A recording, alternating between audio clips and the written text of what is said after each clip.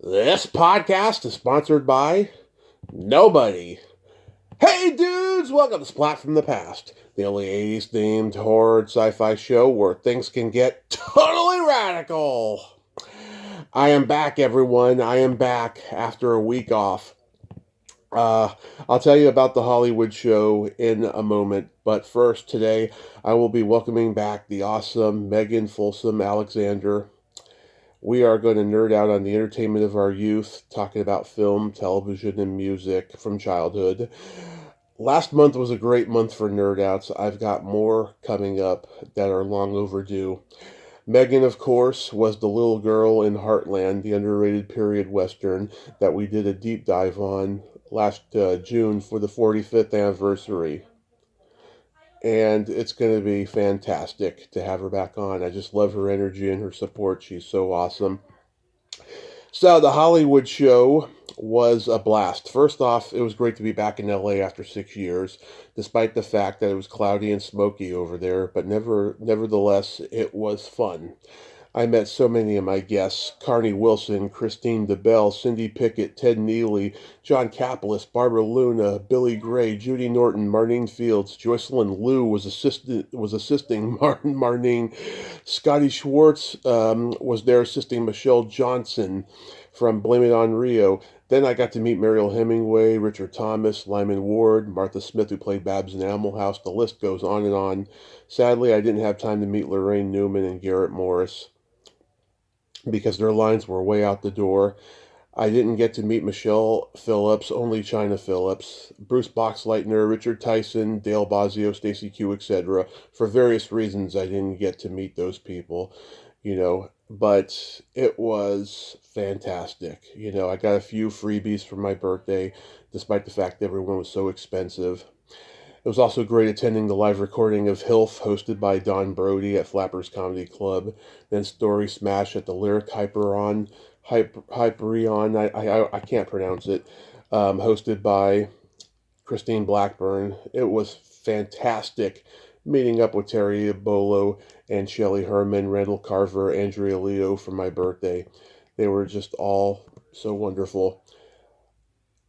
Also, rest in peace, Harris Yulin. He was great in Fatal Beauty, Ghostbusters 2, Stuart Saves His Family.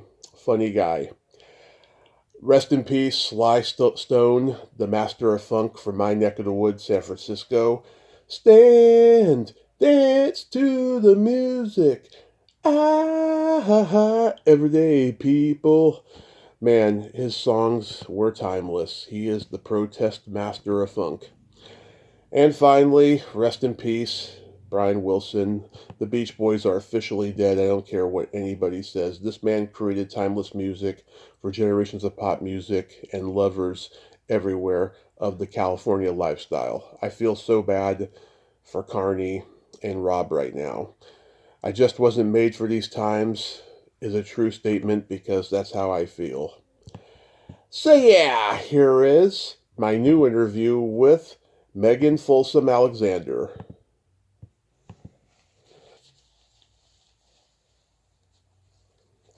Hey Megan, welcome back. How are you today? Thanks. How are you? I am fantastic. Fantastic. It's June. I'm a happy guy. Awesome. Yeah. This is my very first Instagram call, so I'm breaking new ground. I'm happy to say I've done that for a lot of ladies. Well, congratulations. Thank you. So, do you remember, going back in time, do you remember the first movie that impacted you as a child? Oh, the first one? Mm-hmm. I mean, it would probably be a Disney film. Mm-hmm. It would probably be Cinderella. Oh, that's a good one. Do you consider is that now? Are you considering that a film? Oh, yeah. Like live action, I would have to say probably the Black Stallion. No, yeah, is that what it's called? Yeah, Black Stallion. Yeah, the Black. Yeah. Yeah, with Mickey Rooney. Oh, that was Black Beauty. The Black. Yeah, he was older in that one, right? Oh, yeah. He was Yeah, probably in his 50s by then. Oh yeah, I just remember sobbing leaving the theater and just loving. I was huge into horses, so probably that. But as a kid, Cinderella was really my thing. Oh, yeah. I love Alice in Wonderland. Hmm. Yeah, I read the books. I mean, I saw the Disney movie too, but there was something about Cinderella. I went and saw Cinderella again in the theater when I lived in. I think it was when I lived in New York. Hmm. I can't remember exactly, but as an adult, I went back and saw it, and I sat and just sang through the whole thing and annoyed everybody. Oh yeah, for many many years, Disney would re-release their old cartoon movies, and that's one of the reasons why they made so much money. And now they don't even do that, and it's so sad. It really is. Yeah, I mean, I haven't known them to do that for a long time. Yeah, a long, long time. I can't even tell you what the last one was. But yeah, Back to the Future was the first one that impacted me as a kid. I always had that fantasy of going back in time and seeing my parents in high school and finding out why they're so fucked up and I'm so fucked up, you know? Yeah, right, right. Yeah, that I mean, that's a classic for sure, and it's so crazy to just see how Michael J. Fox is now and stuff. It's pretty incredible. His journey since then. But every time every time I go back and look at those old movies, it just makes me feel really old. Yeah, he was at the first Comic Con I ever went to. He was charging like $200, $250 for an autograph because of his stem cell research thing. Now I heard it's doubled. Um, Oh that yeah, yeah, and I don't know how people do it. I really don't. I've never charged anybody for a autograph. Maybe I should start. Donate to something. Donate it to Michael J. Fox. Donate it to Michael J. Fox. Yeah, I don't know. I mean, it's pretty crazy sometimes with those prices. Um, do you remember what genre you gravitated toward the most? Well, it kind of depends on the age um, that I was at. I when I was in high school and earlier, I did sort of like horror films, but I think part of the Hmm. reason was that they were the R-rated ones, Hmm. and so it felt like kind of a treat to go see them. Oh yeah, I mean, my parents showed me The Shining when I was a year old. They didn't like horror, but they loved Jack Nicholson, and so it was on HBO all the time, and it scared the shit out of me, and I didn't revisit it again till I was about 7, and then it became like one of my go-to horror movies every Halloween. In fact, I watched it this last Halloween. Did you? Yeah. What? So did you read the book? No, I've heard the stories about how it's different from the movie, and that when Stephen King remade The Shining in the late '90s for Yeah, television, I saw it. that it Uh-huh. fitted his vision of the book. You know. Yeah, it's so I read the I think I can't remember if I read the book after I saw The Shining or before, but I know I've read the book and then seen The Shining since. But anyway, I thought the book was terrifying. I would read it at night. When this is when I lived in I think this is when I lived in Los Angeles the first time, so I must have been 18 years old. Hmm. And I would read it at night and I couldn't put it down because it was so suspenseful. But what I did put it down, I couldn't sleep. Hmm. And the book was very much more about the house. I thought Right. so. The movie was a Jack Nicholson tour de force. You know what I mean? It was like Oh yeah. all about him and his crazy performance in it, and he Yeah. was fantastic. Yeah. But I kind of missed the house being as much of a character as it was in the book. Hmm. So the book kind of spoiled the movie for me. I have to separate myself from it enough Right. to think of them as two different things, Yeah. because the movies is great, although they tortured poor Shelley Duvall. So Yeah. That's awful. I mean, when he did One Flew Over the Cuckoo's Nest, that was based from the book, and the book is completely different of that and stuff. My dad has read it a lot over the years. I still haven't sat down to read it yet, but that one has differences as well. But at least people liked his portrayal in that movie. In The Shining, everyone was like, okay, is he crazy already, or does he become crazy? You know. Right. Yeah. No, I mean he was fantastic in it. He's a fantastic actor. Hmm. I heard, many. I don't know if you heard the whole thing many years later about uh, how Shelley Duvall was sort of Hmm. goaded into that performance, and she kind of never recovered from that, which No. makes me really sad. No, I saw Yeah. her. I saw her interview on Dr. Phil, and I saw this podcast interview she did about shortly before she died, and she was on her Mhm. meds that day, and she did everything just perfect in that interview. I mean, she remembered everything. She was sharp and stuff. But yeah, in that interview, Dr. Phil was very exploitive to her. Well, he's kind of like that. Yeah. Not a huge fan. I used to watch that show. I used to watch Jerry Springer. Oh I yeah. watched Jerry Springer. I watched this Jerry Springer show back before it was that kind of show. He was sort of following in Phil Donahue's Hmm. footsteps, Yeah. Oh, yeah. and I loved Phil Donahue. And so I watched Jerry Springer, and then I just kind of watched it as it slowly evolved into what the Jerry Springer show became. And Right. then at some point I stopped watching it. It was too much. But I feel like a lot of those shows kind of devolved, you know, Yeah. Big time. Dr. Phil's too, where you just can't take them seriously anymore, the hosts. No. No. It's sad. Were you ever into Friday the 13th? Somewhat. I mean, again, it was that thing where as as a young, like a preteen, young teenager, Hmm. there was something exciting about getting to see the horror movies.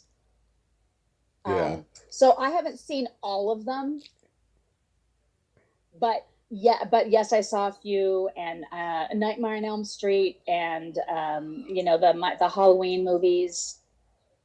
Um, Hmm. and we used to have slumber parties too, and watch the Yeah. with my girlfriends and watch the horror, like a two or three horror movies, Oh yeah. scare the crap out of ourselves, drink too much soda, and eat a lot of chips and that kind of stuff. And so that was definitely part of my junior high and high school thing, was horror films. Yeah. Um, I like the psychological ones more these days, the more sort of darker psychological ones. But I can't what get about in. you? I can't get into the newer one nowadays. But like, yeah, Jason was my guy as far as horror villains go and stuff, and I Mm-hmm. just loved. I just loved watching them, and like they always got the best actors in those casts, and Mm-hmm. really good, talented people. And I've got to become friends with a lot of them and interview them and stuff. And yeah, right. That's cool.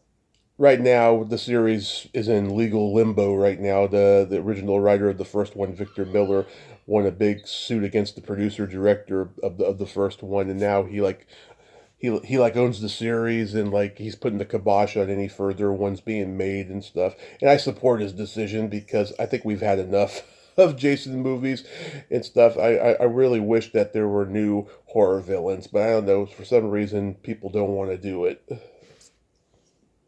Now, was there one particular actor that played Jason in almost all of them?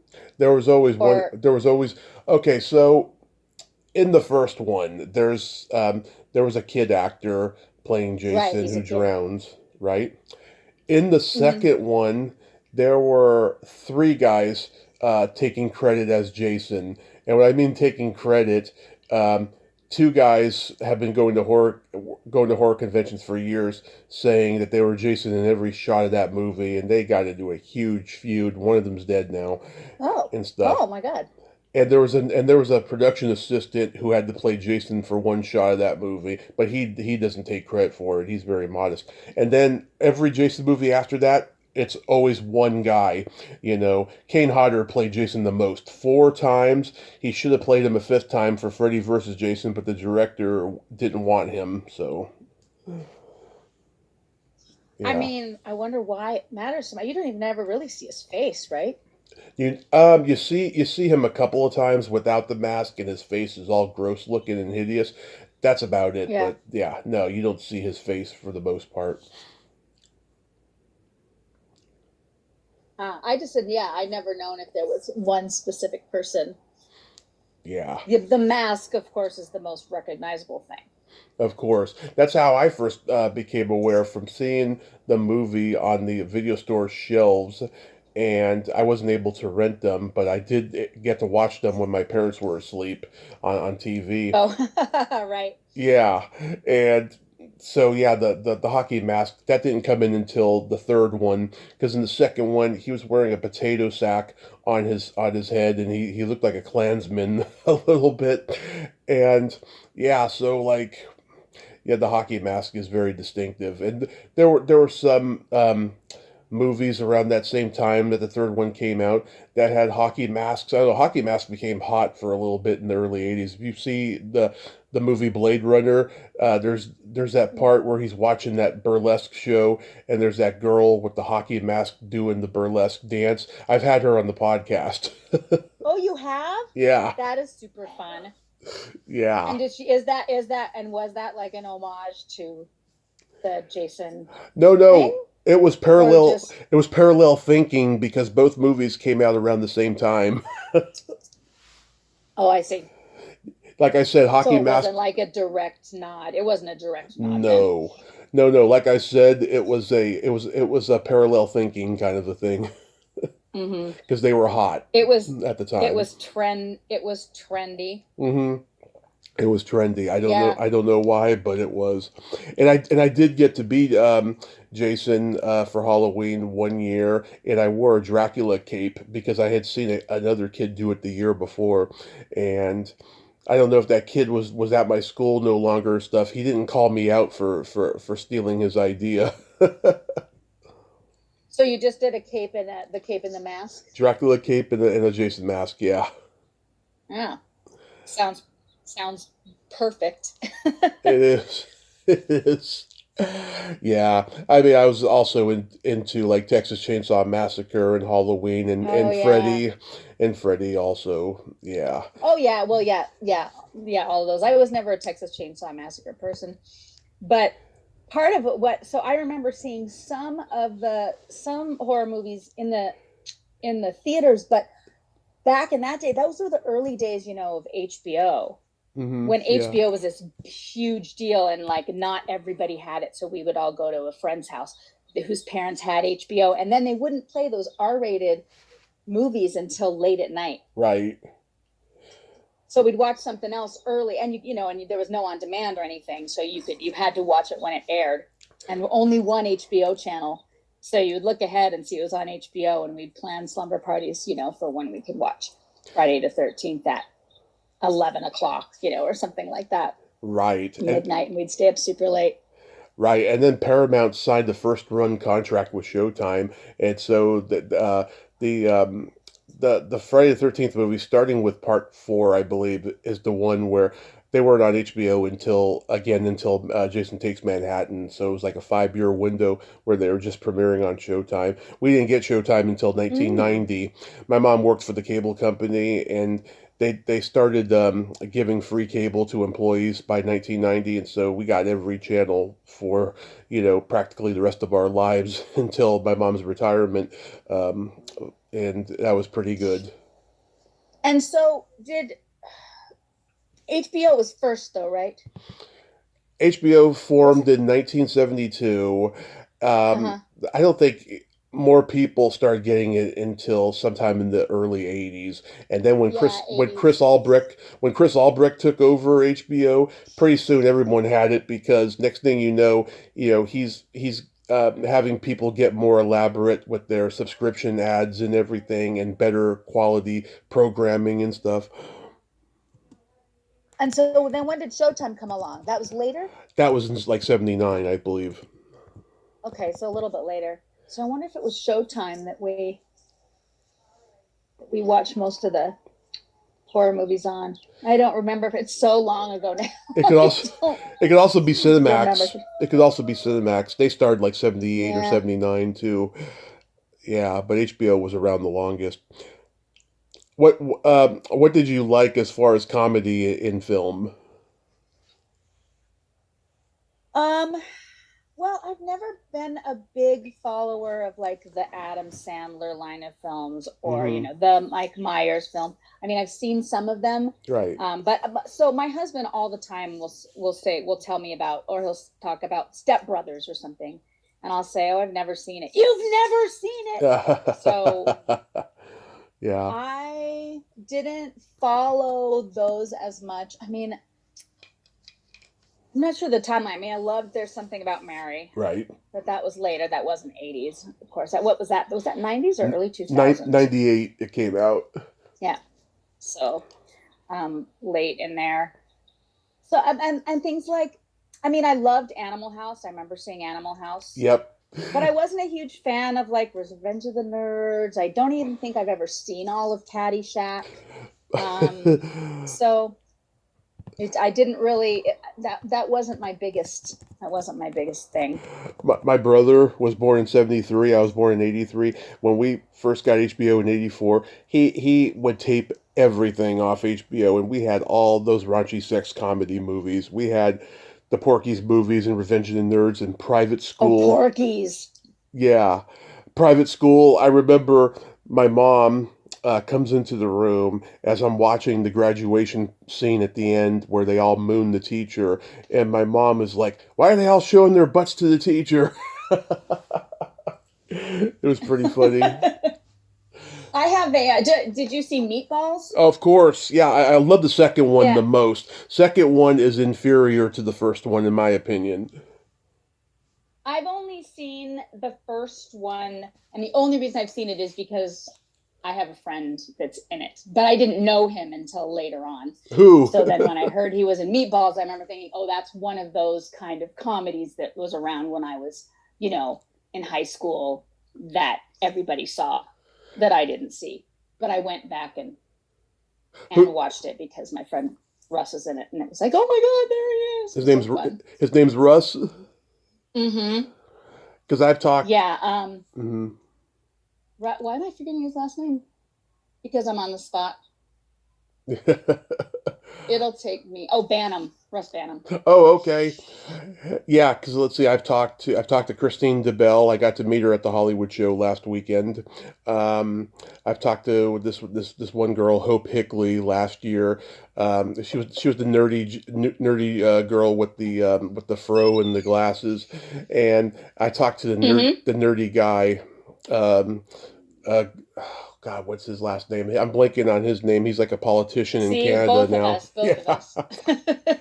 Yeah, Yeah, his well, Russ brother was wrote is curly haired. Oh, his brother wrote the movie. I can't believe I don't remember his name, but yeah, you were saying about Russ. oh yeah, he's like curly hair guy. I Yeah, think he played one of the hot guys in there.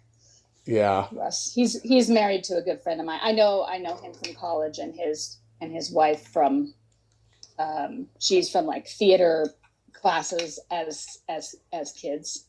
So, but he's not doing any acting anymore. He's a writer mostly. yeah. Yeah. The second Meatballs I saw first, and I love it. That one has Richard Mulligan playing the main camp counselor, and he has an annual boxing match at the camp every year, and he's trying to get a camp counselor who's a fighter to beat the opponent of the rival camping company because they want to take over that camp and stuff. And it's got John Larroquette and Hamilton Camp and Oh, Pee Wee Herman is in it and Misty Rowe from Hee oh, Haw's in it. Yeah, Paul Rubens, may he rest in peace. yeah, he's the utility guy at the camp. Like he's the bus driver. He's all these different jobs. He's the referee of the boxing match, and he's so funny in it. So funny. I used to watch the Pee Wee's Playhouse Me too. every week. Every week, my roommate at the time, is again the first time that I lived in Los Angeles. My roommate and I we would get up and run downstairs, go Pee Wee, Pee Wee, Yeah. and we'd run downstairs and watch Pee Wee's Playhouse every week. And I actually have a Pee Wee Herman doll I just pulled out of my storage recently, but he has had the pole string on the Yeah. back, and he Yeah, would yeah. say stuff, but that part's all messed up now. But he still looks really good, so I should pull him out and put him on display in honor of Paul Rubens. So I loved Pee Wee. Somebody posted a picture of a Pee Wee Herman doll that looked like it was masturbating. It was so funny. Oh, I know. He got in a little bit of trouble, but yeah, I haven't seen the documentary yet. I want to, but we don't have HBO like we used to. Like, I'm hoping maybe they'll do a streaming thing on HBO.com or something. Yeah, they do. It is on demand on HBO. Okay. Because I have it saved in my list. I haven't watched it either. There's too much to watch all the time. Oh yeah. I would never get anything done if I watched all the things. Yeah. But yeah, no, they do have it. They do have it on streaming. I'm looking forward to. He's one of those guys that he was so brilliant. He brought so much joy, but I think in a lot of ways he sacrificed his own well-being. Yeah, there's a lot of happiness. A lot of darkness there. Yeah. Yeah. Did you like Gene Wilder movies? Yeah, I remember Stir Crazy. Yep. And of course, Young Frankenstein. Yep, my favorite. And then, I used to love Richard Pryor too. Yes. Yeah, but yeah, no, Gene Wilder. Silver Streak. Silver Streak is one of my favorites too. I love it. Oh, I don't think I've ever seen that one. Oh, see it. It's like a homage to Hitchcock thrillers, but it's completely original. And that was him and Pryor's first movie together. Silver Streak. Yeah, it's hilariously funny. I'll have to put it on my list. Yeah. Oh, there's stuff in there you could not do today, but it's friggin' great. It's great. Yeah, back in the days when you could be NPC. Yeah, exactly. I talked to not get called out for it. I talked to Gene Wilder's widow last summer because a documentary came out about him on Netflix, and it was a great documentary, by the way. Mm-hmm. And she was so impressed at how much I knew about his movies, and I knew all the lines. I'm like, yeah, he was one of my heroes growing up. I watched Willy Wonka and Start the Revolution Without Me, and The World's Greatest Lover, and even The Adventures of Sherlock Holmes' Smarter Brother. Even the more obscure ones I know, I love. Yeah, I haven't even heard of some of those. Yeah, oh, they're all great. I mean, he was just a talented, funny guy. Yeah, so brilliant. And from what I understand, super nice, too. Yeah. I mean, coming from New York, he had high standards when working with actors, especially when he was directing them. He expected a lot out of them and stuff. But yeah, he was just the nicest guy and had a great sense of humor. Mm-hmm. And then he was married to Gilda Radner for... Yes. A while. Was he married to her at the time that she died? Yes, they got together on the movie Hanky Panky, and that lasted 8 years or something, and she died during that time, which is just so sad. I loved her so much. Was it cervical cancer, ovarian cancer? One of the two. Like that. Yeah, one of the two. Lady parts cancer. Yes. She was also married. Either married or long term with what's the guy who was the guitar player? G.E. Smith. Yeah. They were married, were they, or just together for a long time before Gene Wilder, right? They were married a brief window. Mm-hmm. That was like I think they got divorced around the time he was Hall & Oates' guitarist. Oh, I didn't know. I guess I didn't know he played for Hall & Oates. Oh, yeah. If you go watch their videos from the early 80s, you see him in there, and you're like, hey, it's G.E. Smith. Well, that's funny. You know that, like, Hall & Oates are estranged now, too, right? Yeah, that's so sad. I mean, they're together 50-plus years, and it's just like, come on, guys, just grow up. You guys did some great work together. Well, I was looking at whatever the news stories one day, and I I read about it, and I said to my husband, I said, "Oh my God!" I said, "Daryl Hall has a restraining order against Yeah. John Oates," and he just started laughing. He's like, He's like, "I'm sorry, but that is the funniest thing I've heard all day." And I mean, it's sad, but it is very odd. I mean, it just that he would have Hall has a restraining order against Oates. They did a picture together in the 70s that came back to bite them in the ass, where they were making fun of the glam rock image, wearing makeup, and it spawned rumors that they were gay lovers, and it was a big thing. Yeah, it was a big thing. Like, okay, we're never doing that again. Yeah. Well, he dressed up, but there was the way he's dressed, that Daryl Hall's dressed up in You're a Rich Girl. Yeah. I don't know what the name of that song is, but yeah, Rich Girl. The name of the song. Yeah. Where he's wearing the big coat, and I love that. I heard him. I try to dress like that as often as possible. I heard him tell the origins of that song, Rich Girl. Mm-hmm. Him and his ex-girlfriend, Sarah, who was the bassist for Sarah Smile, she invited over a rich guy that she dated like in high school or college or something, to come over for dinner one night. And he was just so rude and so arrogant that he had all these words coming to him while he was sitting at the piano. He just couldn't get over how rude that guy was.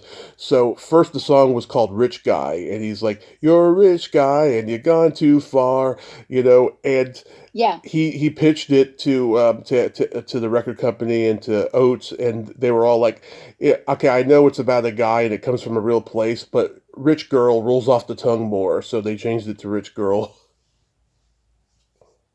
I see. Yeah, it does actually roll off the tongue better. Yeah. And then who knows? Maybe that guy would have sued him because he would have known what it was about. Maybe.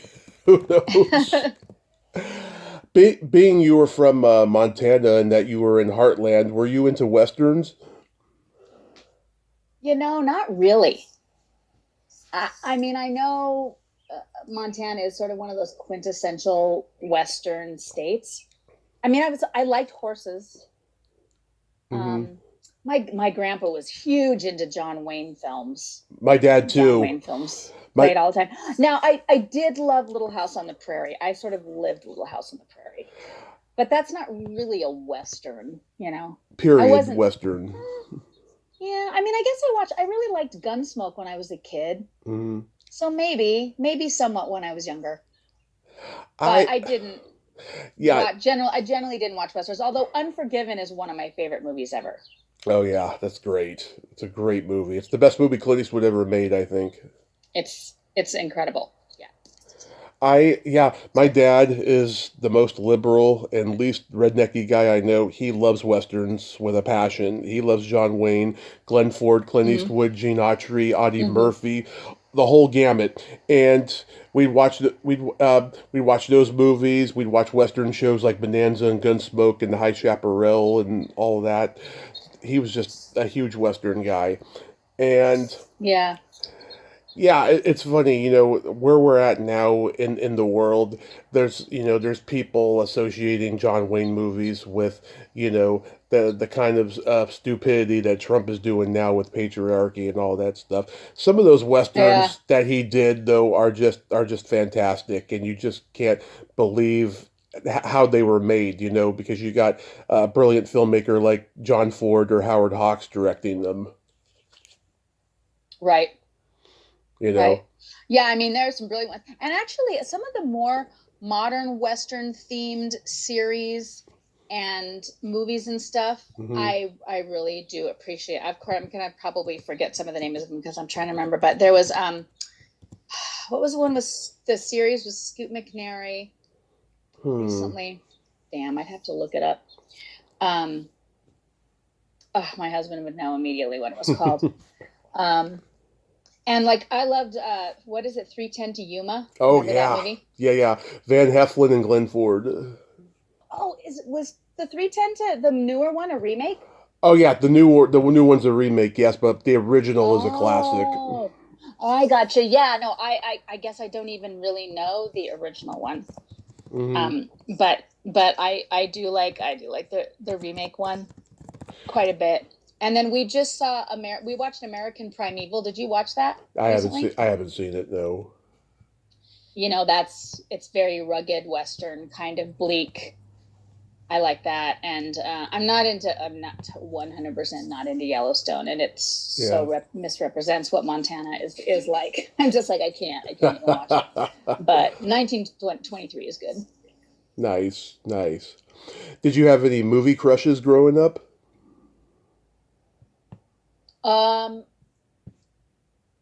Who was I into? Well, I friggin' loved Rick Springfield. Yeah. I still love Rick Springfield. I just recently saw a video of him playing at 75 years old with his shirt off, and he just looks friggin' incredible. But I remember going to, and I don't even remember what the name of the movie was now. Well, I watched General Hospital. Hard to Hold On or something. The movie he did was called Hard to Hold On. That was like Hard to Hold. I think it was Hard to Hold. Right? Oh yeah, it was right at the height of his career. Well, and me and some friends of mine went. We saw it at this place called the Wilma Theater. That is not a movie theater anymore in Missoula. It's a concert venue. But we went and saw it at the Wilma Theater, and we went to see it because we wanted to see Rick Springfield's butt. Yeah, and that's why we went. Love it. And that was the only thing I remember about the movie was his butt, because the rest of it was terrible.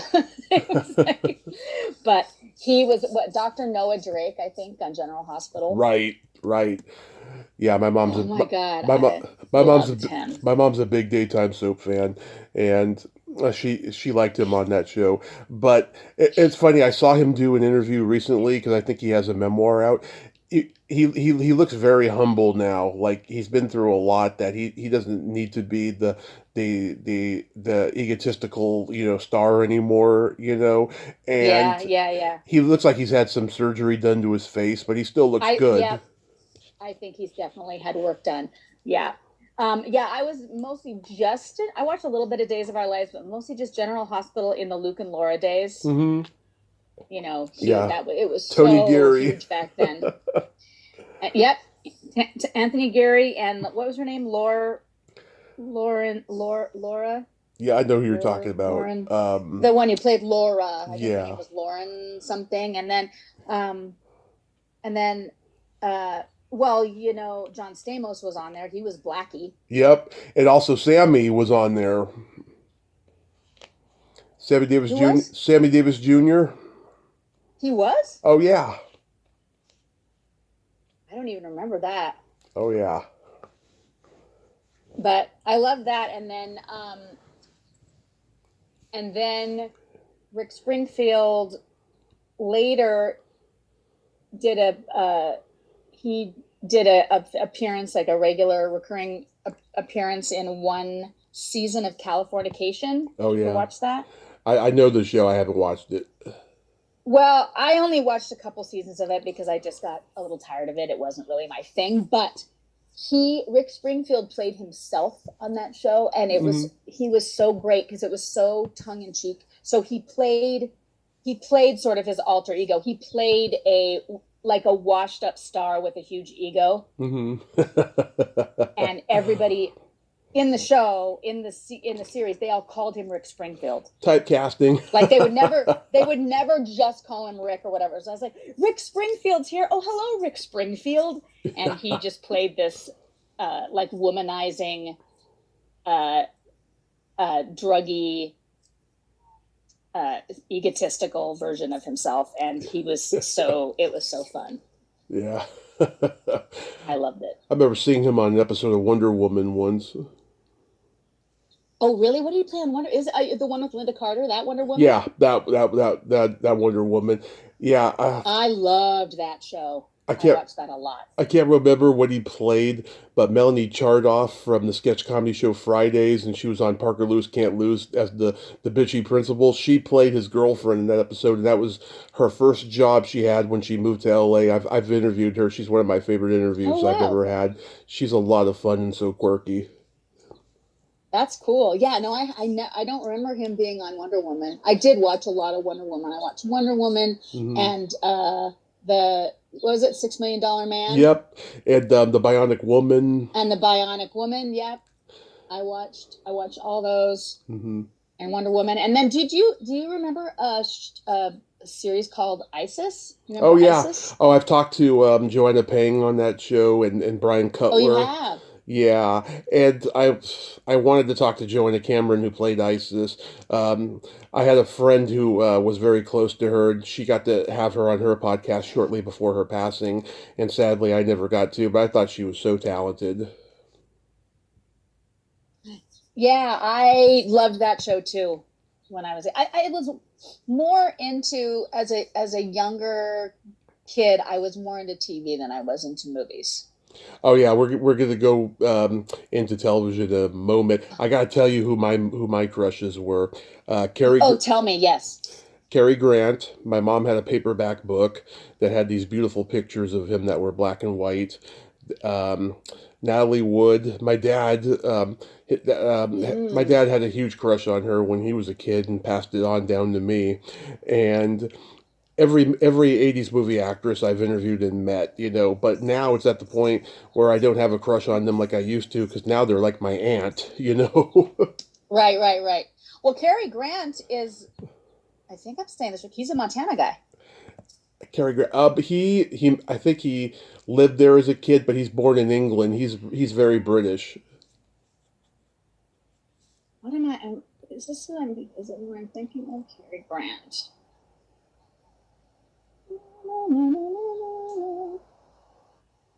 Because he was born Archibald Leach. Yeah, I'm looking at his thing right now, but I'm pretty sure that he spent a bunch of time in Montana, unless I'm thinking of a totally different. Did you go to the drive-in growing up? Yes, Yeah, my I parents loved the drive-in. my parents started taking me when I was 2, and then they stopped for a while because I was either falling asleep in the back seat or getting out of the car and knocking on windshields. You were. Yeah, You were causing trouble. a little bit. Yeah. Yeah, no, the drive-in was really fun. I know we had at least one in Missoula. I think there's still one, or at least up until recently, there was one in this area, Hmm. down maybe in the Bitterroot Valley or something. Yeah. And I never have gone again. But oh yeah, the drive-in. I remember seeing. Let's see. I think it was here. I remember like sitting out on just like sitting on the hood of the car Yeah. too, with blankets and watching the God, I'm getting old and I can't remember things. The What's that movie about the basketball team? The super famous. Harlem Globetrotters. No, it's a movie called. Oh damn. Well, I have to look Hoosiers. that up too, I guess. Hoosiers. Maybe. Gene Hackman's in it. Yeah, I think that's right. I think that's right. Anyway, but yeah, and of course, watching scary movies at the drive-in was always the best. Oh yeah, Trigger warning. Some. we had a drive-in in our town that was legendary. It'd been there for God forever up until I was about 18, and then it closed down. And my dad was going there when he was a kid. He saw the Batman movie from 1966 with my aunt and my uncles. My aunt was the oldest. She took all my dad and all my uncles to see it in 1966. And yeah, I mean, I love the drive-in. I miss it. Me too. There's a lot of those old things I miss, and it seems like also COVID, the whole pandemic situation pushed a lot of the stuff that were like that was retro but still happening, just kind of pushed it out. I mean, there's so many things Right, like certain movie theaters that shut down and that kind of stuff where you're just, seems like it kind of pushed a lot of those things into the past. right. So A lot of getting stuff went out of business. so getting into television, yeah, like what sitcoms did you watch? Three's Me Company, too, me too, Laverne and Shirley, Happy me Days. too. All of those shows. Vern Shirley's my I favorite. loved Three's Company. I loved Laverne and Shirley, yeah, but Yeah, I liked that. I think I liked that better than Happy Days. I watched Facts of Life. Mm-hmm. Me too. Um, Gosh, I watched some. Cheers. I watched some Cheers. Well, I mean, Friends was huge. I mean that's later on. I never got into Friends. Never got into it. Well, both Friends and Sex and the City were sort of my backdrop because I'm a huge Sex and the City fan. Yeah. I was that age and living in New York at the time. So those were just kind of my go-tos. I watched Seinfeld too, but Friends feels like a, like my soul sitcom in a lot of ways, that and Sex and the City both. I'm actually watching And Just Like That, the Sex and the City. Yes. Are you watching that? The comeback? I haven't seen it. I've heard nothing but bad things about it. Well, okay, it's not as good as the original, but for me, I love the characters, and it's the same characters, and they're still my age. Yeah. And kind of dealing with stuff that I'm dealing with at this age, even though they're, rich and live in New York City, which is not part of my deal. But I just still really like it. But I mean, I knew it didn't matter to me if it was good or not. I was going to watch it. That's kind of how I felt about it. Kristen Davis has a podcast I listen to called Are You a Charlotte? Oh, does she? Yes, it's called Are You a Charlotte? What she does is she's breaking down every episode of Sex and the City, and it's she's still on season 1, wrapping it up. I can't wait till season 2. There's so many gems in season 2 that I love. The freak show episode where she's dating the guy they call Mr. Pussy. That's my favorite. And she's got a guest star from the show coming on the podcast and talking about the episode, and she's like, "Are you a Charlotte in real life?" Kind of a thing. It's a lot of fun. That's cool. So she just kind of breaks down what was happening in each episode. Yeah, pretty much. I didn't know about that. Yeah, that sounds super. I listen to mostly true crime podcasts, but that sounds interesting. But yeah, Sex and the City was huge. I guess you call that a sitcom, right? Because it's a short, funny. Oh yeah, it's a sitcom. Yeah. But Friends was huge. I just never. It was. I think it was Thursday nights. It was like our Thursday night. Right. We watched Friends, and Seinfeld. Must see TV. Totally must see TV. The Single Guy. Yeah, but. Remember that show? Yeah, I never really watched it. It wasn't that good. I think it killed Jonathan Silverman's career because it wasn't that great. It was great seeing Ernest Borgnine play the doorman in every episode, but that was about it. Yeah. Yeah, I don't even know if I ever watched even an episode of that. I'm trying to think what other... I mean, it was different when I was a kid. Definitely Three's Company, Laverne and Shirley. Did you watch MASH? Huge. I did watch MASH. I love MASH. I did watch MASH.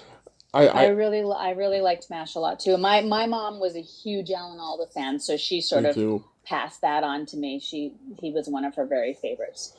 Yeah, I just love the ensemble, the camaraderie of the characters, the lighthearted fun of it. Some people don't get it, and it's like it was just the movie came out. The movie was a little bit darker in terms of humor and tone, but that movie is fantastic. But the show was also fantastic. It deserved every Emmy it got. It was just phenomenal. It was, and I mean, it was fun and lighthearted, but it had some definite serious undertones to it. Some real issues that. And do you know what's the actor's name that played Radar O'Reilly? Oh, Gary Berghoff. Yeah, I remember realizing at some point that one of his hands was deformed. Oh yeah, that's true. He hit it very well, and they never, they didn't make it part of the show or anything. They never addressed it. And I remember as a kid watching at one point going, wait, something's up with his hand. Yeah. And he hit it very well. And, also, was it Klinger? Klinger, yeah, Jamie Farr. Yeah, Jamie Farr's character, I mean, he was doing the cross-dressing Yeah. because of, wanting to get out of the army or whatever. But I felt like having a character like that back then was also, pretty progressive in a lot of ways. Yeah. It was great. Yeah. I I talked to the guy who played Igor, the what do you call the chef there, the what's it called, the mess hall, where they have the Oh food, yeah, the serve the mess hall. food, Yeah, yeah, mess yeah. hall, yeah, the mess hall guy, Jeff Maxwell. He has a podcast called Mash Matters, where they Uh-huh. talk, where they have cast members or guest stars come on and talk about the show, or they, like, just, or him and his co-host talk about the show in general. They just did a tribute to Loretta Swit because she passed away. Right, she just died. They just did that episode, and it was really sad because, I mean, she was one of the spines of that show, and she was so great, and she was exactly like you see on screen, a force of nature, and she was a strong woman. Yeah, yeah. And who was it that played Sally Kirkland? Who's that? Who No, played no, her in the movie? oh no, I've interviewed Kellerman, Sally Sally Kirkland, Kellerman, Sally Kellerman, yes, Sally Kellerman. Yeah, yeah, played her in the original movie. I and didn't. I never saw the movie until way after the series wasn't running anymore. well, it's funny. I I met didn't even realize it had come from there. Yeah, it's funny. I met Fred Williamson at my first horror convention, and he had this 8x10 of him in the cast of the MASH movie, and he told me to name every cast member in that picture, and I did, and he was impressed. And I said, "Do I get this picture for free?" And he said, "No." It was funny. No way. It was funny. Yeah, I ended up not getting anything from him, but it was a nice 5-minute interaction with him and stuff. I'm trying to get him on the podcast now. Let's see if it happens. Uh, Well, I think I told you. I think I mhm, told you last time we talked that mhm. I met the Gunsmoke people Oh yes. because I was there, and I guess I think it was the Cowboy Hall of Fame Hmm. with them because we Heartland was being honored, and then as was Gunsmoke. Yeah, So oh, yeah. I met I met James Arness and Amanda, Blake. the ones who played Miss Kitty, Amanda Blake, and the guy who played Festus, Yep. and then the guy who was sort of the young swashbuckling gunman. I think he might have been like the deputy or something like that. But I met all of them, and I was sort of Dennis starstruck Dennis because, Weaver.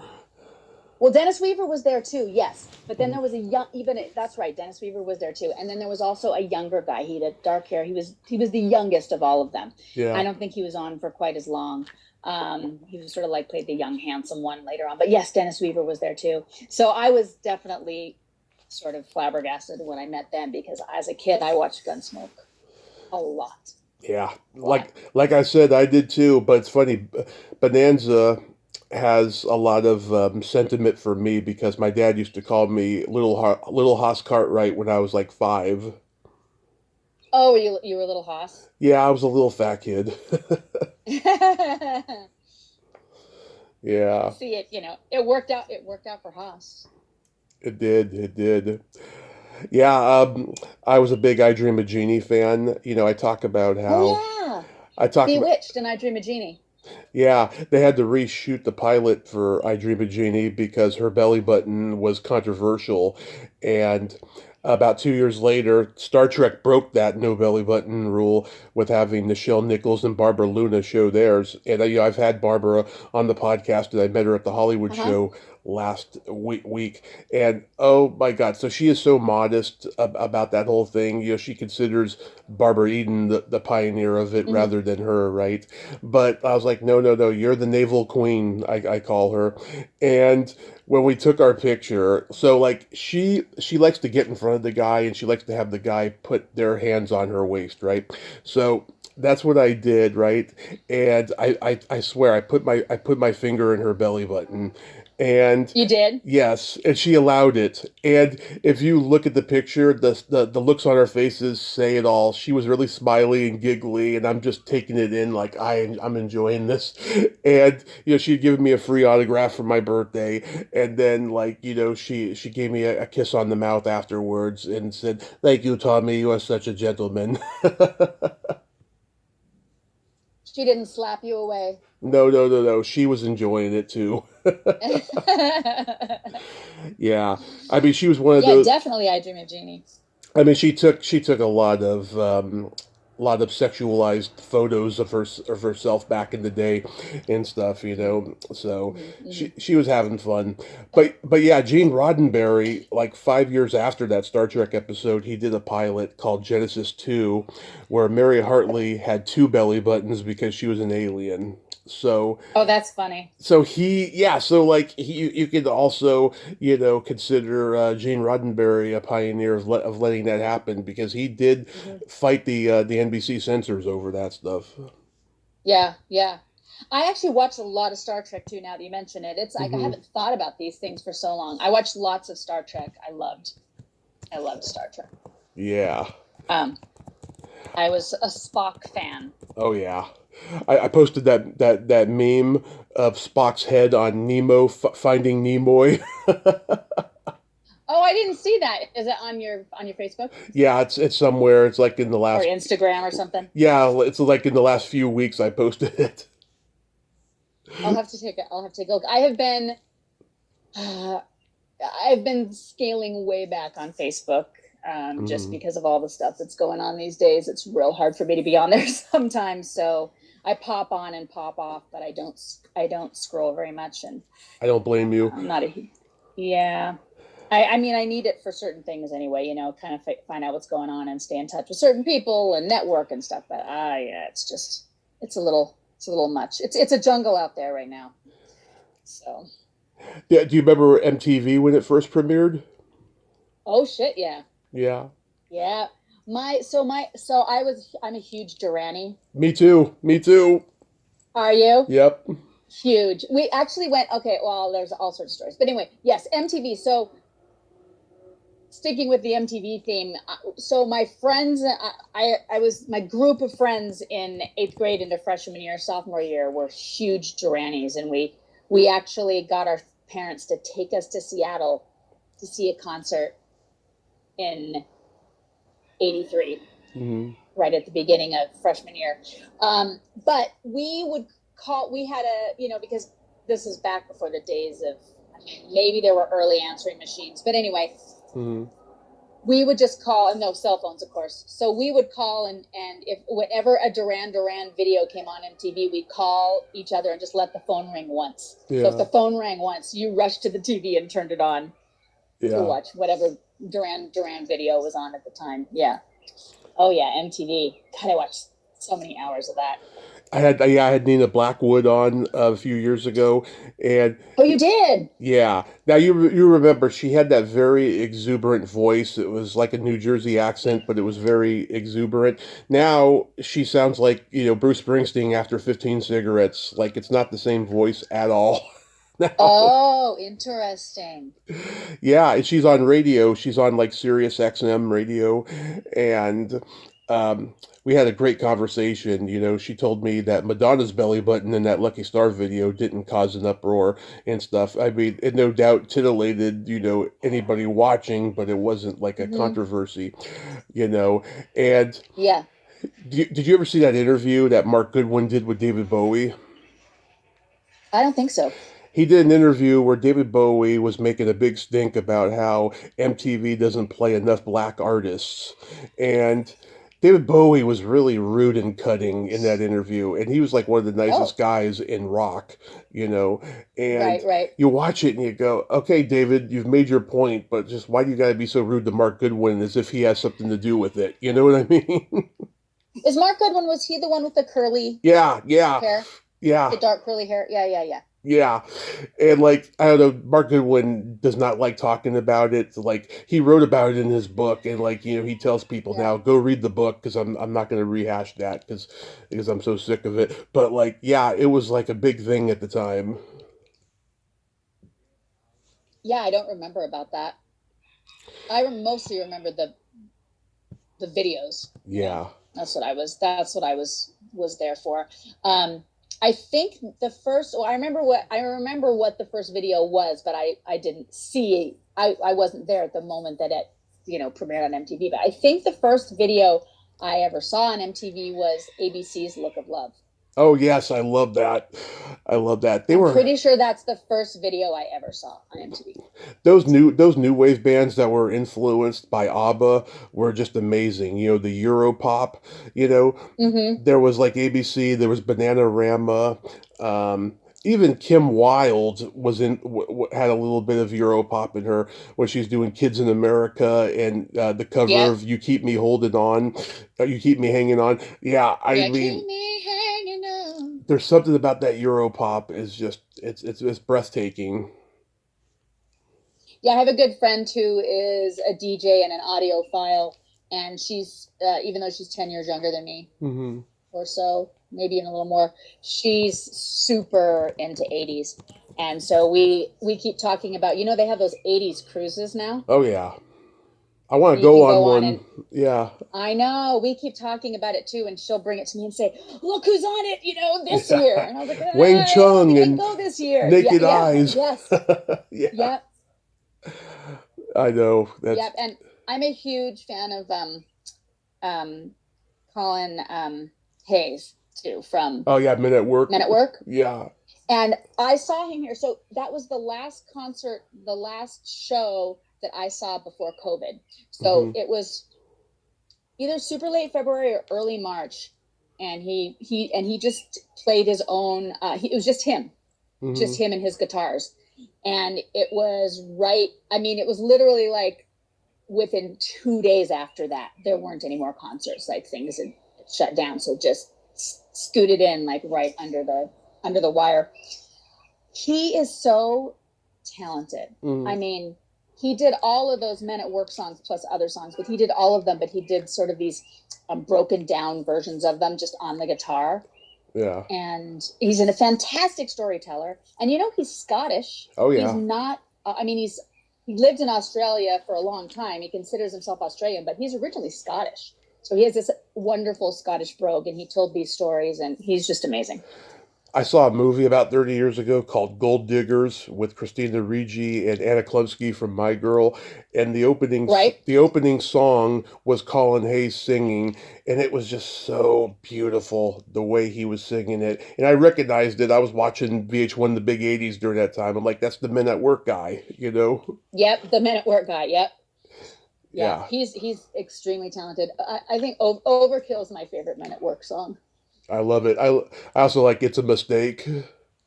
Yeah, it's a mistake. It's a nuclear war song. Yeah. Overkill I like because it's an insomnia song, and Oh I've yeah. struggled with insomnia for more than half of my existence, so We I all totally have. relate to it. Yeah. Nobody sleeps anymore. But were you a Charlie Brown kid growing up? Oh, for sure. Yeah. Yeah. Um. Yes, and yeah, I loved Charlie Brown. I used to read, gosh, back I don't know the day. Do they do the comics on Pro- Sundays and stuff, or the daily comics in newspapers anymore? I don't think so. Maybe Beetle Bailey still exists, but that's about it. Beetle Bailey. We called them the funnies. I don't. Did you guys call them Yep. the We funnies? called it the Yeah. funnies. My grandmother, she grew up at a time when that term was first used, and so she used to call it the funnies. You call it the yeah. We call it the funnies or the funny papers. Yep. Mom, where are the funny papers? Yeah. Yeah. Yeah. Family Circle. Remember Family Circle? Oh yeah. But yes, I've always really liked the whole Charlie Brown thing. My Christmas things that I want to see every single year are Charlie Brown Christmas, and I Mm, have the Charlie Brown Christmas album. I play it. I have the CD that I play every year. nice. Vince Guaraldi. But Charlie Brown Christmas and A Christmas Story with Peter Billingsley, I which love. is also from the 80s, I think, isn't it? Yes, it is 1983. I was born that year. Oh my God. Oh, well, yeah. You're just a young thing. And then the other one is Mr. Hanky's Christmas Classics. It's a South Park one. I don't know if you're a South Park person, but I like those are my three. A little bit of South Park. Yeah, there's certain episodes that stand out I really like. Growing up in Montana, did you guys have like UHF stations and public access? So what I remember earliest on when we had the dial televisions, right? Mm-hmm. It was three local stations like NBC, ABC, CBS, Right. and then PBS. There would be a couple of public. When I would stay up at my dad lives up in Glacier area, so he's right near the Canadian border, and there was up when I would stay with him, there would always be a Canadian station, public access or two.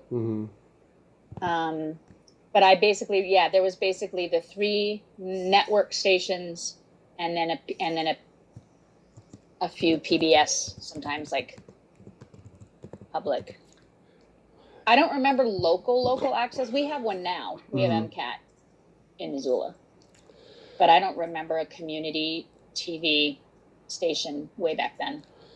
Yeah, it's become very faith-based and educational-based, but when I was a kid, there was such a variety of people creating content long before the internet that you take for granted now. I mean, that we had some shows that should have been nationally syndicated shows. They were so good. There was this one called Fantasy Bedtime Hour that was produced. Oh, cool! It was produced in the Bay Area.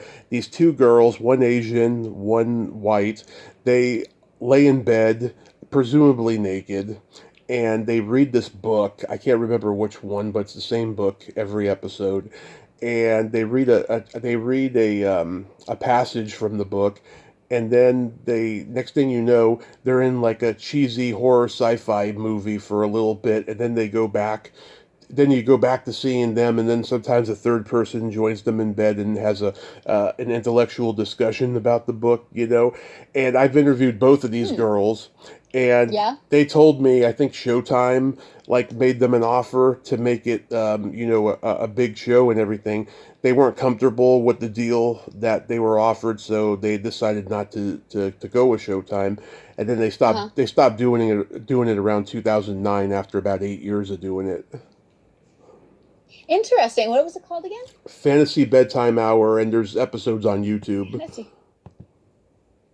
Yeah.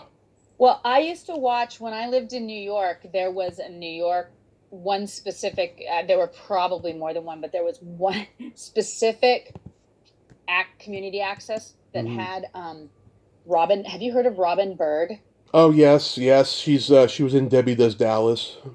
She's like a B porn, she's like a B porn, and she hosted a show called the Robin Bird Show, and it was sort of NC-17, you know, it wasn't porn, but it was so wild. It was one of those can't stop watching it because it's such a train wreck and just so bizarre. And then what was the other guy's name? Al. He was on right before her. Big, fat, porn producer guy, Al Greenfield, or I don't know. But anyway, so I used to sometimes I would just sort of watch those shows and space out because it was just this whole world. It was like an underbelly, you know. It was like the underbelly of New York television. Al, can't remember what his I'd have to look it up like everything else because I can't remember. But then they had strange things too, like this weird religious show. There was one woman who sat in maybe she had mobility issues, but she would sit in this office chair with wheels on it, and she would sort of preach, and then she would play some music, and she would dance while sitting in the chair, and it was real bizarre. But yeah, so I remember a lot of the community access stuff in New York. Yeah, Robin Bird, she was taking advantage of the free speech laws, and next thing you know, the police were raiding the set. Yeah, right, exactly, that kind of thing. And so, it was crazy. Yeah, so getting So getting into music, do you remember like the first album you were given or the first album you bought with your own money? Well, the memory that I have, so I get a lot of my musical tastes originally, at least from my dad. My dad listened to lots of classic rock, which, Mm-hmm. now classic rock can Me even too. be, I mean, classic rock now, they'll call Guns N' Roses classic rock. But I'm talking, actually, my dad was not a Led Zeppelin person, which is really strange to me because Mine I'm too. super into that. Mine My, my, too. my, he was not into it, but I actually introduced him to Led Zeppelin later. But so the Beatles were huge. The Beatles were huge. The Yep. Stones, Fleetwood Mac was a huge band for me. Yep. But as a kid, I remember the first album well, Saturday Night Fever was big, but before Saturday Night Fever, so the tying into movies, Grease was a huge deal. Mm-hmm. The movie Grease was a huge deal for me when I Yep. was 8, 9. And for my 3rd grade birthday, so the Grease album, the vinyl, it was a double album. Mm-hmm. And that's what I told my mom for my 3rd grade birthday. I said, that's all I want for my birthday is the Grease album. And, back then it was a big price item at that time, And so I remember having my birthday party. I had all the girls over to our house. And oh my God, there's a really loud plane.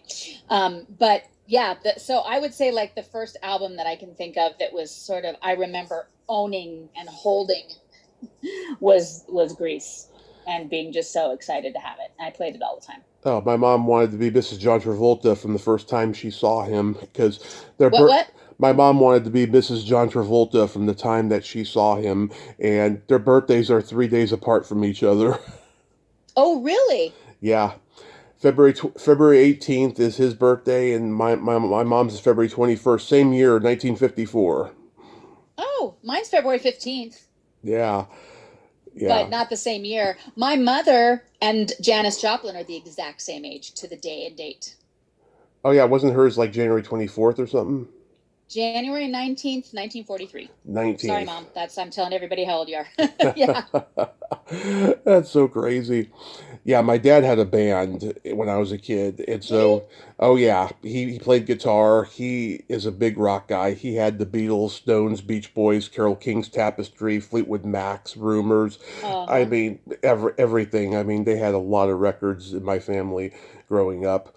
And Yeah, we did too. and because I was an MTV kid, I loved the hair metal. My dad didn't like it. He liked Guns N' Roses. He thought that he thought that they were capturing the spirit of Led Zeppelin and Sabbath, even though he liked Sabbath a little bit more than Led Zeppelin. He thought that they were a better band than Poison and Great White and all those bands that I liked. Mm-hmm. Yeah. Yeah, my husband was huge into Black Sabbath. That was one of his Yeah. one of his favorites. To me, that was a little too those were a little too hard rocky for me back in the day because I was very much when in high school I was super into pop. It was all of whatever the top 40 was. Yeah. But I have way more of an appreciation for a lot of those bands that I overlooked, back then. So what kind of stuff did your dad's band play? Did they do covers or original stuff? Or Both. Okay, so they were hard rock, heavy metal, blues rock. They were a power trio. They were called TNA, Tommy, and there was two guys named Alan in the band. TNA. And it was funny. My dad at the time was in his early 30s. He's a blonde, blue collar guy. The drummer Alan, who was the youngest, he was in his 20s. He was a redheaded guy, and then Alan, the bass player, he was the older. He was like in his mid 40s. He was like going bald. He was a heavy set guy, and they were this odd combination. And they didn't care how bad they were. They were having fun, and they did the most horribly misogynistic songs for originals that they wrote. But they did Black Sabbath's Paranoid, Judas Priest, You Got Another Mm-hmm. Thing Coming. They did a lot of AC/DC songs. My dad, oh God, he got me into AC/DC early on. I was dressing like Uh-huh. Angus around the house, Right. and playing my dad's guitar or pretending to. I mean, I was into AC/DC big time. And I'd go to their rehearsals. I think I got to go to one gig that they did because kids were allowed in. But other than that, yeah, Uh-huh. Well, yeah. that's awesome. Yeah, so it sounds like both of our dads were big influences. And I think my musical ability stuff comes from my mom's side of the family, but my musical taste is hugely influenced by my dad. And weird little fun fact, well, sort of fun opinion. So my mom and Hmm. Janis Joplin are the exact same age, right? Right, Date and everything. right. My dad and Mick Fleetwood are doppelgangers. Wow. Mick Fleetwood is taller than my dad, especially now because as my dad's getting older, I thought I'll he get was shorter or little. whatever. But I thought. so my dad's a little bit smaller. No, Mick Fleetwood's whatever. He's 6'5" or he's a huge guy. But Okay. they, especially 20 years ago or whatever, they look, and they're similar ages. They look so much alike, and their facial expressions, like watching Mick Fleetwood play the drums, the way Hmm. he flares his nostrils and stuff, so much like my dad. It's uncanny. So. Going back to Duran Duran, did you have that? Yes. Did you have that video compilation tape that like won them a Grammy? I have it. I've had a couple copies of it over the years. No, I have mostly like vinyls and stuff. I have a lot of old vinyls and vinyls that the imported ones that over from England, the long plays and that kind of stuff. More so than videos. I had crop loads of posters. Oh, I could send you a picture. My whole bedroom was covered in posters, and I have one of the posters still up framed in our Yeah. extra bedroom. And so we went on a road trip. A couple of the moms took some of us, not all of the my Durani friends were allowed to go, but we went and saw their very, I think it was the first time that they ever played at the Seattle, maybe even it was the first time that they played in America. I don't know. Oh. At the Seattle, the big Seattle arena, whatever they Hmm. call it, the Seattle Coliseum, or what I can't remember Yeah. the big venue up there. We drove there and in 1983, and the moms took us, and we wore our fedoras, and we were in line. We stood in line from like 8 in the, like, 6 maybe in the morning to get our Yeah. tickets, because back then you didn't have all the online stuff.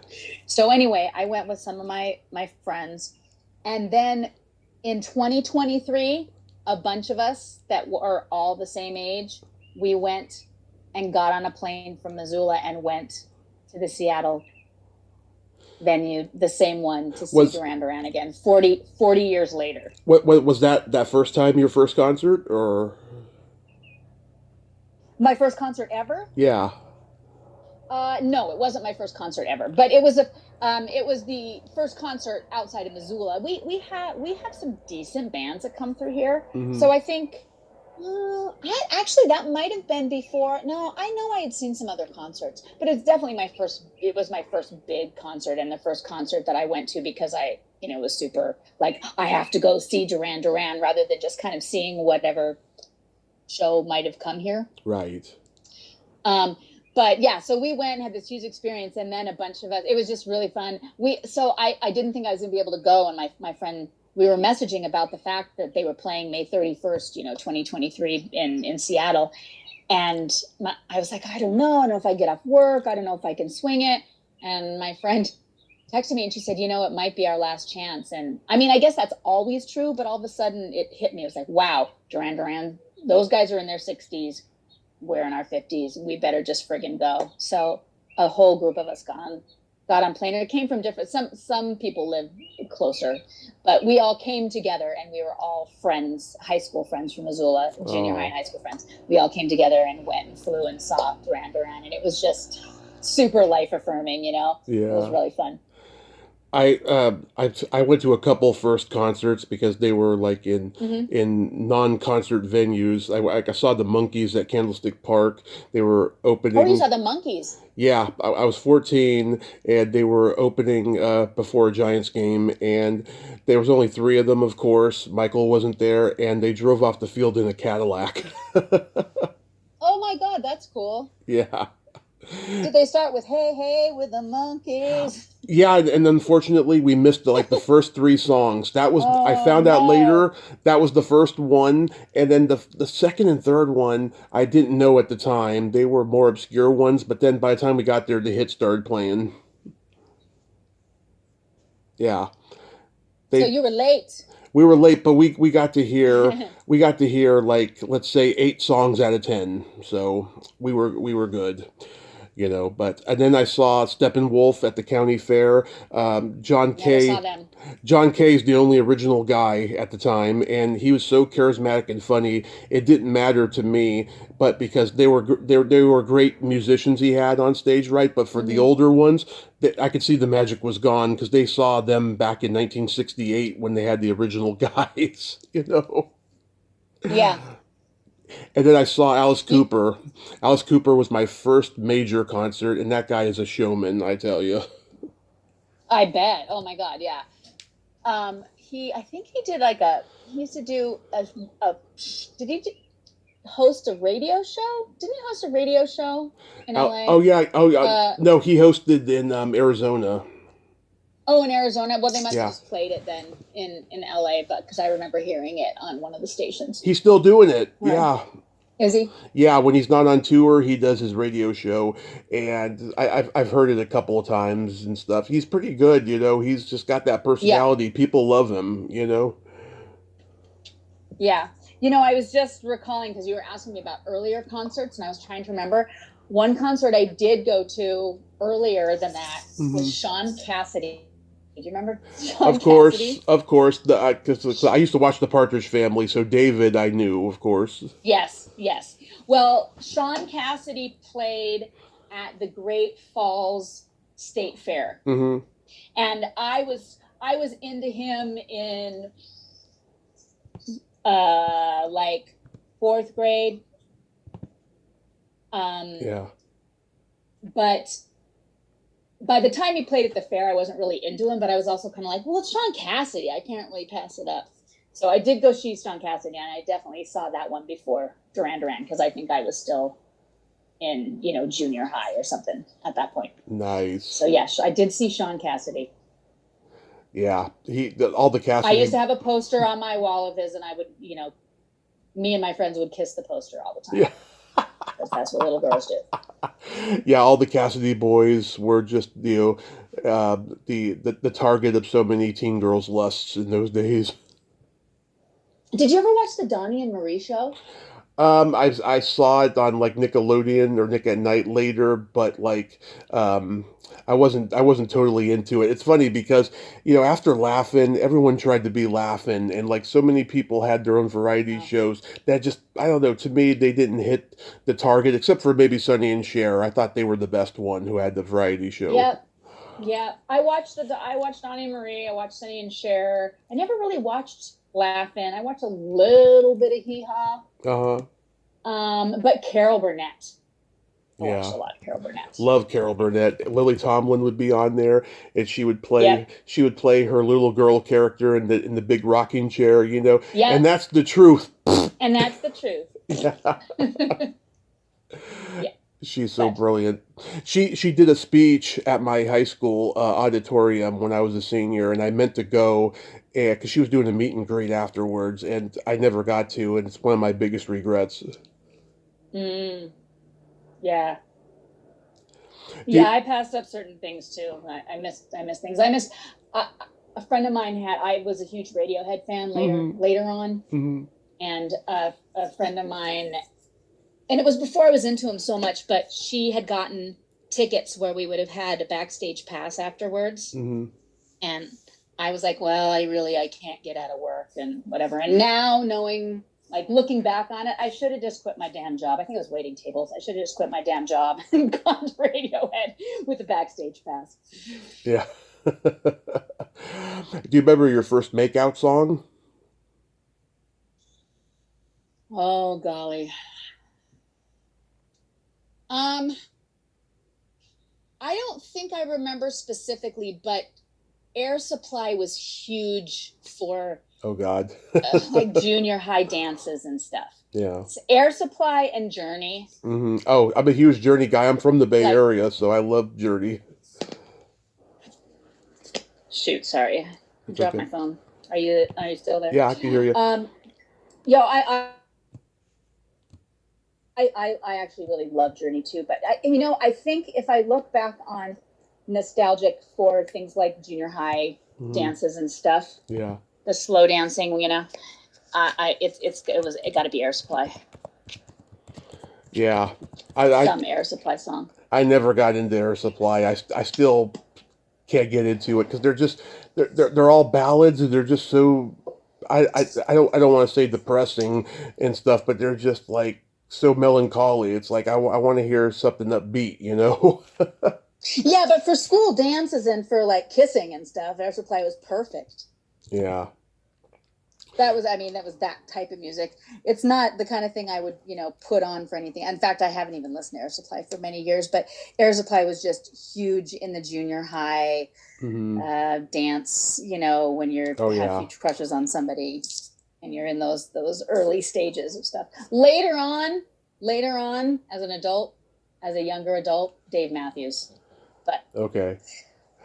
Yeah, when I was in high school, like the whole ballad thing had kind of fizzled out by the time I came of age. So we would hear '80s stuff like Cyndi Lauper's "Time After Time" and Berlin's mm-hmm. "Take My Breath Away," which was the theme for Oh my yeah. for my prom. And so we had to rely on the old stuff because there wasn't a whole lot of new ballads by the time I was in high school. Well, yeah, you were born when I was a freshman, so Yeah. so we were definitely in different eras as far as high school went. I think our eighth grade graduation song was "Let the Good Times Roll" by the Cars. Oh yeah, love it. Let the good times Dun, roll. That's a great song. dun, dun, dun, dun, dun, dun. Yep. My dad Bum, had bum, my dad bum. had that record.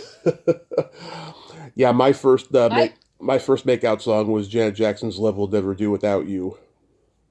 I don't even know that one. See, that's how we're enough in different eras that I don't A I lot of people don't even don't. know that one. That album had so many number one hits. That was like the last one to be a number one hit, and it's such a steamy song and an even more steamy video. What's it called again? "Love Will Never Do Without You." Oh, Yeah, it's a great sounds like one song. I'll have to check out. Yeah, I remember some Janet Jackson songs, but not to make out to. Yeah, and I got to have my first make out and my first heavy petting experience as well. It was fantastic, Megan, just fantastic. Was it fantastic? It was. And how old were you? I was 12. I think I was kissing at 12. I Hmm. wasn't doing heavy petting. Yeah, I got lucky. So you were advanced. I also was a super duper late bloomer. Hmm. So I it wasn't that I didn't have those kind of like feelings and urges at that time, Hmm. but I kind of looked like a little boy without a penis if you took my clothes off. Like so I was not letting anybody anywhere near any of that stuff at that Yeah, age. You know what I mean? of course, Like, of course. I hung out my two of my best friends around that age were like the super highly developed girls. Hmm. So it was those two and me. And I was like flat chested and very much still looked like a kid. So I I did a know. little bit of kissing, but Here's a fun question. Do you remember when you first discovered your belly button? my belly button, Hmm. I don't really remember discovering it in particular. I I do know though that I can when I brush my teeth, Hmm. I remember brushing my teeth and being able to feel it in my belly button. I don't know how weird that is. That is kind of weird. It would I brush my teeth and I remember thinking, why can I feel that kind of almost like tickles in my belly button when I brush my teeth? It makes me then feel like I have to pee. So I do remember that and thinking that was strange and wondering how the two were connected. Erogenous zones. I guess. I guess. But yeah, somehow I was like, oh, how is that connected? And then why do I have to go to the bathroom when I touch my belly button? I just remember feel the tingle.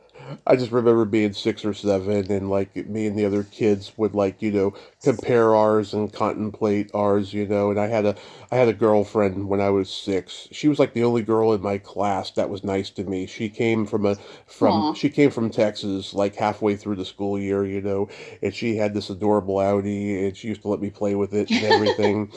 And she was always the girl that kind of got away. And like we drifted apart after I switched schools, and then I saw her in junior high, and she was all, I don't know, she got screwed up by junior high, and then we went to different high schools, and then I found her on MySpace, and she just had no interest in rekindling things, and it's always been sad to me.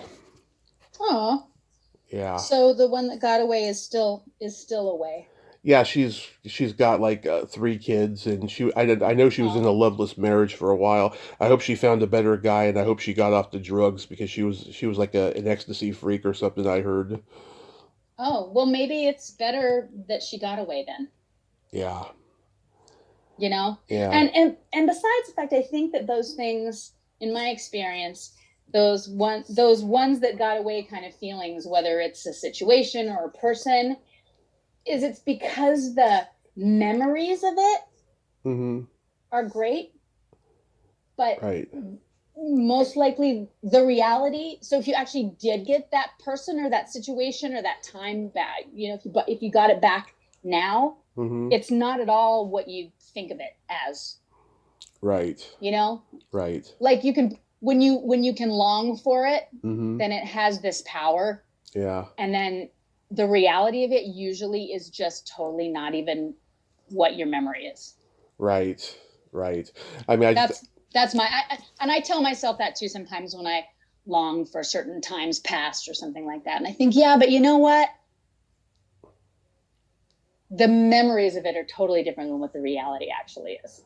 Yeah, like I remember just going to, her birthday parties, her going to my birthday parties, and just we always had such a good time together, and I didn't have any female friend like that for a long, long time after I had switched schools, and it's just, it's a real longing. It definitely is. Yeah, and longing is kind of a trap. I believe. Yeah. And so the reason, stay away from the trap. Yeah. So the reason I brought it up because June is National Belly Button Month. Oh, did we talk last year in June then? We did, yeah. Because I remember talking about our belly buttons. Yes. Last time. Yes. As well. Yeah. And I did not write National Belly Button Month on my calendar, so I guess I probably should have. Well, you should write down the day. I will. The day is June. Wait, is there a specific day? What's the day? Tuesday, June 24th. Tuesday, June 24th. I'm going to write that down right now. I am going to Little Feet and Nitty Gritty Dirt Band. Love Tuesday, June 24th. Love it. Belly Button Day. So you're a country rock fan. Yeah, I mean, I don't know if I consider Little Feet's not country, really. I don't know what I'd consider them. Are you familiar? Yeah, maybe they're a little, maybe folk country rock in some way. Yeah, they're kind of country rock, I guess. And folk. A lot of the Little Feet stuff that I know too, Linda Ronstadt did a lot of Little Feet stuff. She did a lot of covers of their stuff. Right. They're such a great band. But I am a fan of some country rock stuff. I like stuff that's traditional. Like I love Marty Robbins, the old cowboy ballads. Oh yeah. I love that stuff. I'm a fan of Dolly Parton. I liked Kenny Rogers. I like some of the older stuff. I'm not a big modern day country fan at all. Me too. At all. It doesn't speak to me. And Linda Ronstadt, she did a lot of country rock, back in the day. And I listened to a lot of Linda Ronstadt. She was a huge influence. So. Yeah. I would say within reason, I am a country western person.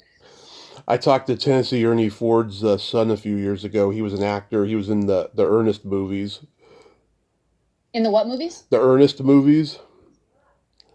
Remember, Ernest Goes to Camp, Ernest Goes to Jail, Ernest Saves Christmas. Ernest movies. Yeah. Yes. Mm-hmm. Yeah, I love Tennessee Ernie Ford's voice. 16 tons. It's a timeless song that we're living in today with people being underpaid and in labor and enslaving, to make wages and stuff. It's a timeless standard. Yeah, it's a great song. So do you have anything upcoming that you'd like to mention? Oh, what do I have upcoming? I'm working. This is kind of cool. I'm working on a Robin Hood web series right now, which is kind of neat. Nice. I just went to Bozeman, and that's where I was. That's why I couldn't do some of the earlier dates. I just went and recorded the music for it. Mm-hmm. So I just got back from recording the music on that, and then there's a local film that's filming that I'm working on just a day on in August, and a couple other irons in the fire. So I'm looking at that stuff, and then just trying to have fun in the summer, because I'm usually I'm working in the summer one way or the other. Like either I'm doing theater somewhere or mm-hmm. holding down a regular job, and I'm not this summer. So my 5th wedding anniversary is coming up. Congrats! On the 20th. Got plans? We are going to go up to it's called a place. Well, the town is called Hot Springs, and there is a place in Hot Springs called Symes that is Hot Springs is called Hot Springs because it has hot springs. So yeah. Symes is is a hotel with the hot springs there. So we're going to go up to Symes overnight and soak and eat food, and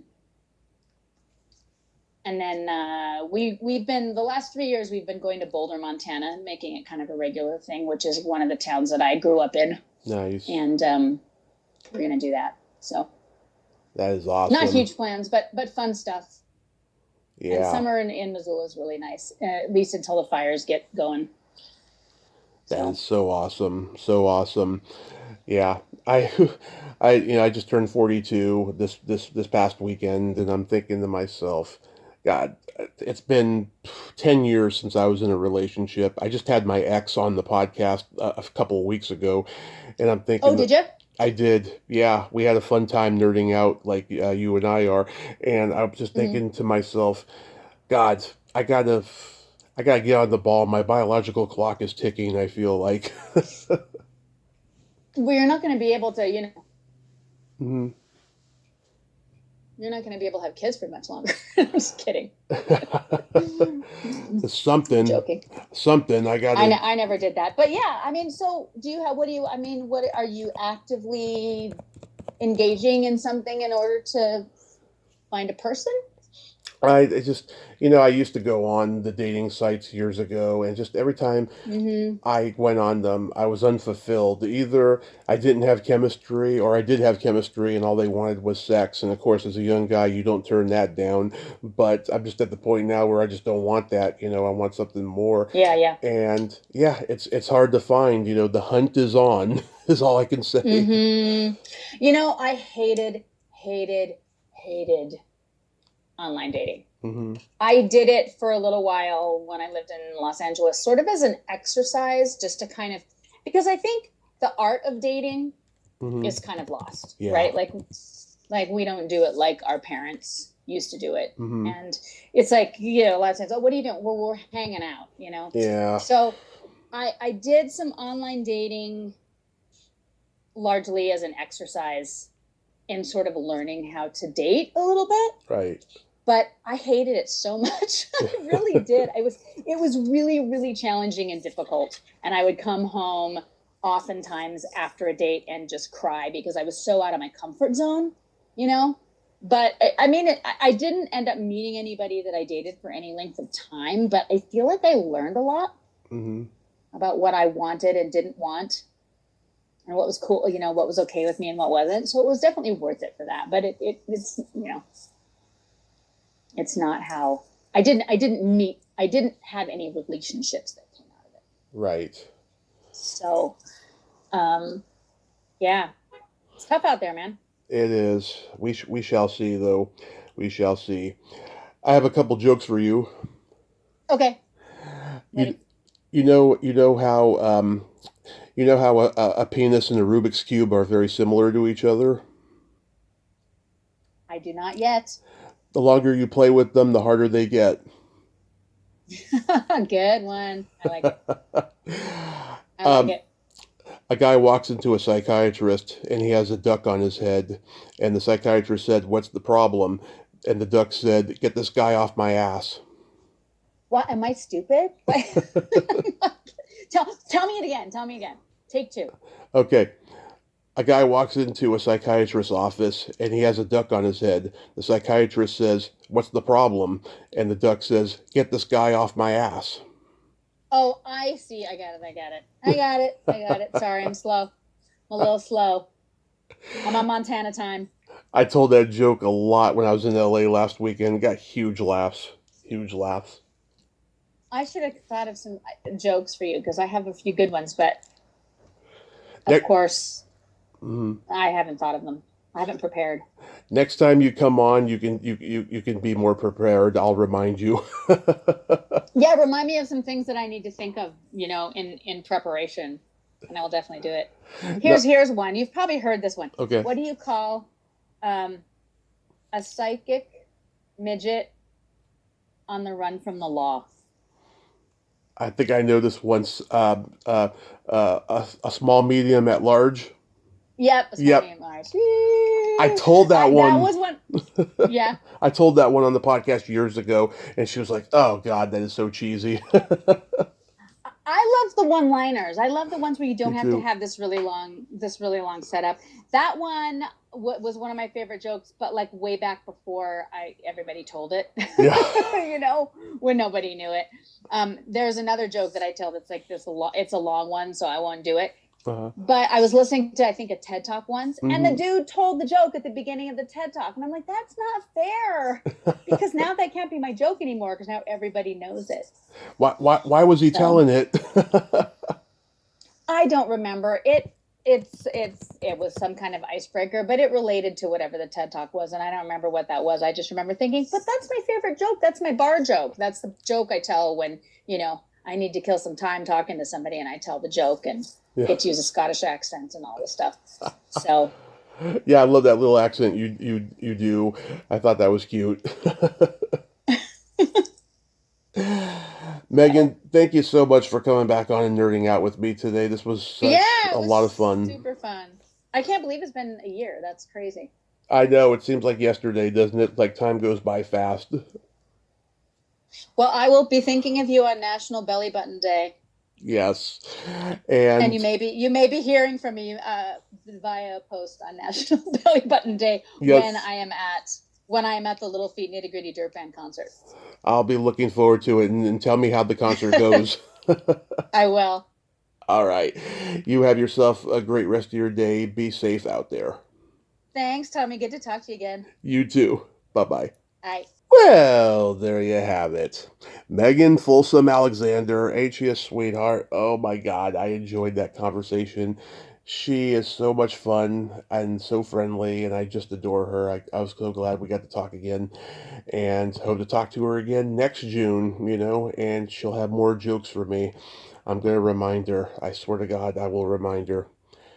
Well, until next time, this is Tommy Throwback Kovac saying, there's no shame in living in the past because the present sucks. Later, dudes. I never get tired of saying that. Never.